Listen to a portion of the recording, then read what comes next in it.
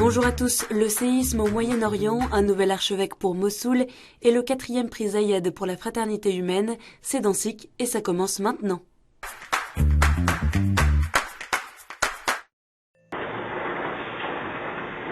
Le cauchemar a commencé à l'aube, c'est vers 4 heures du matin. Un séisme vraiment très important qui a frappé le sud de la Turquie. Dont le bilan s'annonce déjà très lourd. Depuis cette nuit, les images du terrible séisme qui a touché la Turquie et la Syrie, mais aussi le Liban et Chypre, font le tour du monde. Le bilan s'alourdit d'heure en heure et les communautés chrétiennes et les associations se mobilisent pour secourir les victimes et apporter leur soutien aux populations sur place. Avec le Conseil œcuménique des églises du Moyen-Orient, il y a déjà un réseau qui se met en place parce qu'il y a des représentants à Alep. Et toutes les églises ouvrent leurs salles, leurs salons, etc., au rez-de-chaussée, au sous-sol, pour accueillir les gens. Et on est à la recherche de matelas, de couvertures, de nourriture pour offrir un peu les premières aides aux gens. Je suis à Alep et c'est là où le tremblement de terre a frappé le plus dur. Je peux vous mettre dans l'ambiance. Maintenant, dans la rue, beaucoup de voitures, beaucoup de gens. On craint un peu le lendemain. On ne sait pas qu'est-ce qui peut arriver. Dans des cas comme ça, on dit que ça peut être une série de tremblements de terre qui vont se succéder. Vraiment, Yanni, moi, depuis le début de la guerre, j'étais toujours confiant, j'étais toujours présent, j'avais confiance dans la paix, confiance dans la capacité du peuple syrien à résister, à aller jusqu'au bout, à être solidaire. Mais vraiment, cette fois-ci, je vous dis franchement, avec ce tremblement de terre, j'ai vu de mes propres yeux le danger de la mort. À l'heure où je vous parle, il fait moins 3 degrés dans la ville d'Alep. Les gens sont privés d'électricité, de chauffage. Donc je vous laisse imaginer dans quelle situation sont ces gens qui sont déjà à bout de souffle. Donc voilà pourquoi l'œuvre d'Orient lance un appel d'urgence pour soutenir les victimes de ce drame, pour soutenir les gens qui ont perdu leur maison et leur logement, mais également à travers cela soutenir et rappeler le drame de la communauté des Syriens et notamment de la communauté chrétienne. À Alep, le corps du prêtre melkite Imad Daher de la paroisse de la Vierge Marie a été retrouvé sans vie par les secours. L'œuvre d'Orient invite à prier pour lui et pour toutes les victimes du séisme. Monseigneur Younan Hanno a été ordonné archevêque syriaque catholique de Mossoul et de la plaine de Ninive. La célébration a eu lieu ce vendredi 3 février en l'église Al-Tahira à Karakosh et c'est le primat de l'église syrienne catholique, le patriarche d'Antioche, sa béatitude Ignace Joseph III Younan, qui a consacré le nouvel archevêque.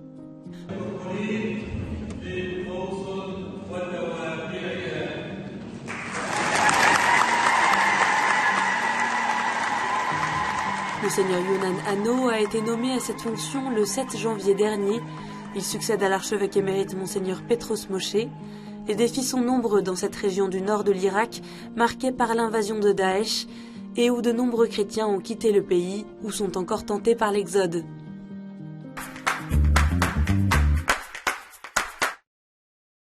Enfrentemos esta catástrofe juntos. Affrontons ensemble cette catastrophe. C'est le slogan de la campagne nationale lancée par Caritas au Chili ce samedi 4 février, alors que plus de 200 incendies de forêt ravagent une nouvelle fois le centre du pays. Le dernier bilan des autorités compte au moins 24 morts et plus de 1000 blessés.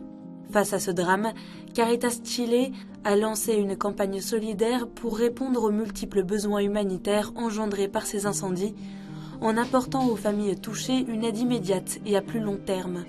Cette aide s'ajoute aux initiatives diocésaines déjà mises en place pour soutenir les victimes des incendies, comme dans l'archidiocèse de Concepción, qui a déjà lancé plusieurs campagnes solidaires. Los incendios son devastadores en la región del Biobío. La Iglesia Católica quiere colaborar con una campaña solidaria. Los invitamos a que lleven agua, alimentos no perecibles, útiles de aseo y barras de cereales. Estamos trabajando activamente para mitigar el inmenso daño que están haciendo los incendios. La solidaridad hoy hay que vivirla más que nunca y hacerle a los demás lo que quisiéramos que hicieran con cada uno de nosotros. Le voyage du pape en République démocratique du Congo et au Soudan du Sud s'est achevé ce dimanche. Au Soudan du Sud, le pape François a exhorté les autorités à passer des paroles aux actes, 5 ans après l'accord de paix signé à la suite de la guerre civile. Le pape était accompagné de Justin Welby, archevêque de Canterbury et primat de l'Église d'Angleterre, et de Ian Greenshields, modérateur de l'Assemblée générale de l'Église d'Écosse. Pendant la conférence de presse à bord de l'avion de retour, le Saint-Père a évoqué ses prochains voyages. Sui viaggi, credo che è per l'India il prossimo anno, creo. Il 29 settembre vado a Marsiglia e c'è la possibilità che da Marsiglia voli a Mongolia. François a réaffirmé qu'il est ouvert à une rencontre avec les deux présidents de l'Ukraine et de la Russie et a rappelé que ce n'est pas la seule guerre, citant la Syrie, le Yémen ou encore la Birmanie. Ma non so, tutto il mondo è in guerra, è in autodistruzione. Dobbiamo pensare seriamente, no? È in autodistruzione. Fermiamoci a tempo, no? Ce samedi 4 février, à l'occasion de la Journée internationale de la fraternité humaine, a eu lieu à Abu Dhabi la 4e édition du prix Zayed pour la fraternité humaine. Les lauréats sont l'activiste kenyane Mama Shamsa, Aboubakar Fadil et la communauté catholique italienne Sant'Egidio.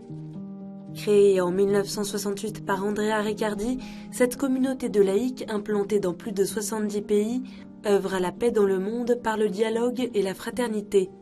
C'est un grand honneur pour Sant'Egidio de recevoir le prix Zayed pour la fraternité humaine, a déclaré son président Marco Impagliazzo. Ce prix représente un encouragement fort à poursuivre notre engagement en faveur de la fraternité, de la paix et du service aux plus pauvres dans le monde. Le prix Zayed récompense les personnes et organisations pour leur contribution à la construction d'un monde plus pacifique et plus compatissant, basé sur les valeurs de la fraternité humaine. Il a été créé en 2019 à la suite de la rencontre entre le pape François et le grand imam d'Al-Azhar, Ahmed El-Tayeb. Lors de cette rencontre, tous deux avaient signé le document sur la fraternité humaine.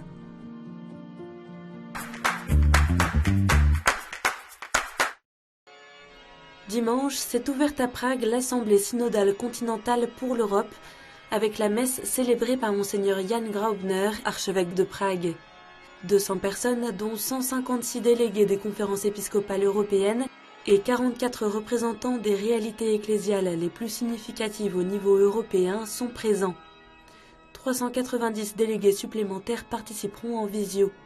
14 Français y participent, dont Monseigneur Éric de Moulin-Beaufort, archevêque de Reims et président de la Conférence des évêques de France. C'est une nouvelle étape du synode sur la synodalité après l'étape diocésaine. Jusqu'à jeudi, les participants vont travailler sur le document pour la phase continentale, puis les 39 présidents produiront une synthèse. Toutes les synthèses continentales seront ensuite envoyées au secrétariat général du synode d'ici mars prochain.